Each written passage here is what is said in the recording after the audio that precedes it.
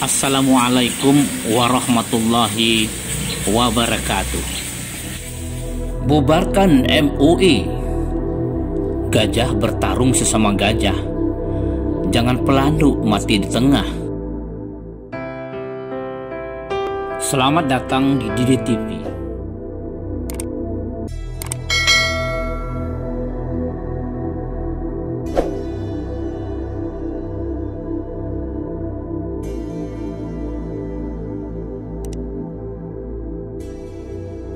Saudara, sebagaimana kita ungkapkan pada edisi sebelumnya bahwa salah satu dari 5 pilar literasi informasi adalah kearifan memilah dan memilih informasi.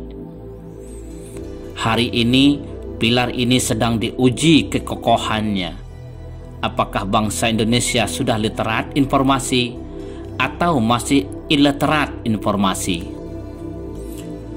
Dua kubu sebangsa dan setanah air sedang berperang tagar informasi untuk memenangkan ambisi masing-masing, membubarkan MUI versus membela MUI.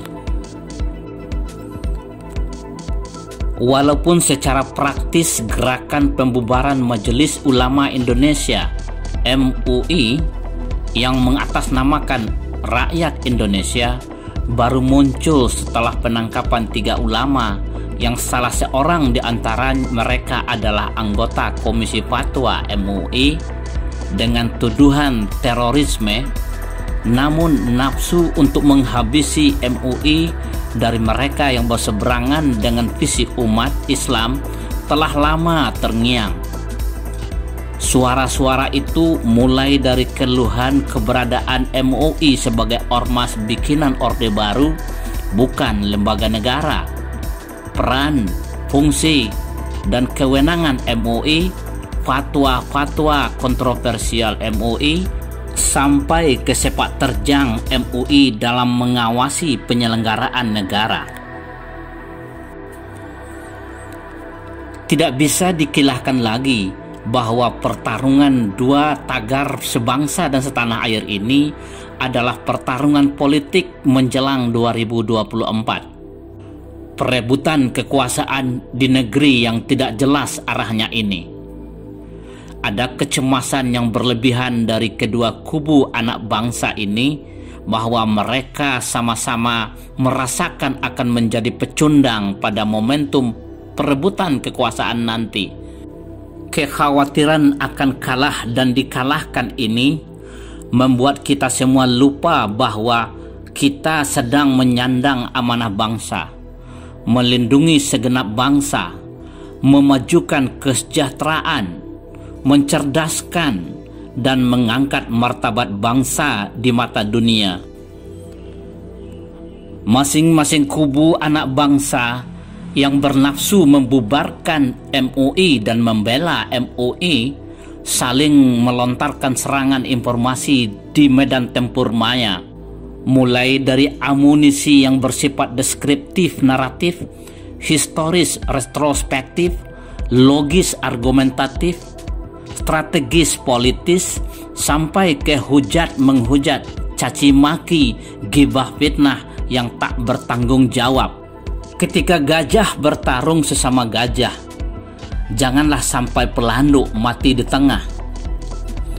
Artinya, ketika dua kubu anak sebangsa dan setanah air yang sama-sama sedang berambisi merebut kekuasaan yang katanya bertujuan melindungi segenap bangsa, memajukan kesejahteraan, mencerdaskan, dan mengangkat martabat bangsa di mata dunia, berlindung kita kepada Allah, jangan sampai umat, rakyat, dan masyarakat menjadi korban tak bersalah. Yang harus kita waspadai adalah ketika gajah bertarung sesama gajah, bukan hanya pelanduk yang mati di tengah, kedua-dua gajahnya pun ikut mati. Sementara neokolonialis penjajah gaya baru siap menangguk di air keruh seperti Nantaralah terjadi berulang-ulang di negeri ini. Memang MUI didirikan pada masa rezim Orde Baru 26 Juli 1975. Namun apakah semua buatan Orde Baru harus dimusnahkan? Terlepas dari kontroversi kejahatan dan kelemahan Orde Baru, Majelis Ulama Indonesia sudah ada dan masih tegak sampai hari ini. Terlepas dari pengalaman sejarah bahwa MUI pernah dimanfaatkan oleh rezim Soeharto untuk kepentingan politiknya, yang jelas hari ini MUI masih tegak dan bekerja keras untuk umat, rakyat, dan masyarakat, walaupun masih terlalu banyak kelemahan yang harus disempurnakan. Saudaraku, keterlibatan umat, rakyat, dan masyarakat dalam pertempuran di dunia maya hari ini tidak bisa dipungkiri. Peluru dan amunisi perang berdesingan memekakkan telinga, berseleweran menyilaukan mata.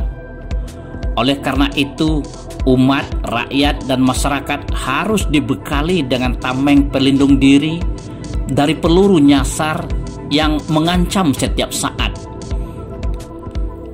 Mereka, kedua kubu anak bangsa dan setanah air ini, menggunakan peluru super intelijen yang bila tidak dikritisi secara cerdas dan bijaksini, maka korban tak berdosa akan berjatuhan. Sekurang-kurangnya ada 4 lapis tameng pelindung diri yang harus dipakai oleh umat, rakyat, dan masyarakat setiap saat di tengah kecamuk perang di dunia maya hari ini. Pertama, kenali kapasitas mereka yang melontarkan amunisi informasi, baik secara akademis, politis, formal maupun informal. Jangan-jangan mereka adalah buzzer upahan yang menangguk keuntungan sesaat. Siapa mereka secara akademis? Profesorkah? Doktorkah?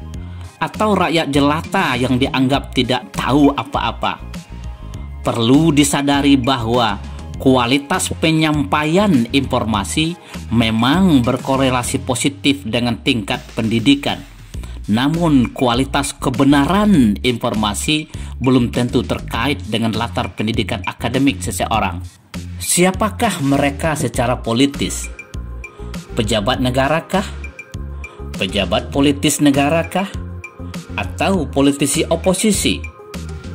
Memang setiap mereka memiliki kepentingan personal, kelompok, namun sedikit sekali yang mengedepankan kepentingan bangsa dan negara, walaupun mereka selalu mengatasnamakan bangsa dan negara. Saringan ini memang rapuh. Oleh karena itu, perlu dilengkapi dengan saringan lapis kedua, kredibilitas. Kedua, perhatikan kredibilitas, reputasi, dan rekam jejak mereka yang melontarkan amunisi informasi. Apakah mereka adalah orang-orang terpercaya secara moral, legal, maupun sosial?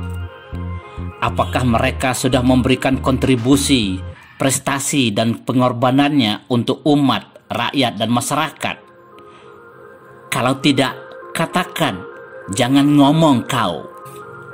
Namun 2 lapis tameng ini masih belum cukup kuat melindungi diri kita dari ancaman peluru perang tagar yang sedang berseleweran hari ini.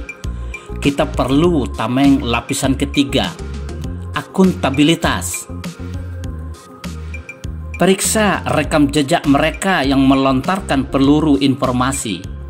Apakah mereka adalah orang yang bisa dimintai pertanggungjawabannya atas informasi yang mereka lontarkan? Apakah mereka adalah orang-orang yang sering dan pernah melepaskan atau melemparkan tanggung jawab kepada orang lain? Lapisan terakhir, lapisan yang paling penting adalah integritas mereka yang melontarkan peluru informasi. Kita harus tahu dan paham benar apakah mereka adalah orang-orang yang terbukti keselarasan antara apa yang mereka ucapkan, sampaikan dengan perilaku, tindakan, dan perbuatan mereka. apakah mereka adalah orang-orang yang jujur.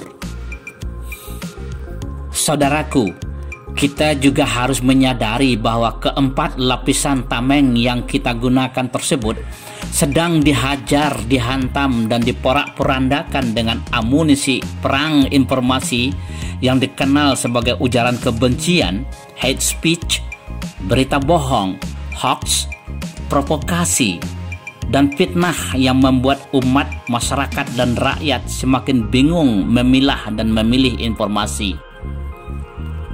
Mereka memiliki kemampuan mapan memilih diksi, menyusun redaksi, dan membuat narasi yang bisa membuat dan meyakinkan setiap orang terhadap apa yang mereka sampaikan. Perlukah Majelis Ulama Indonesia dibubarkan? Jawabnya terpulang kepada nurani kita masing-masing.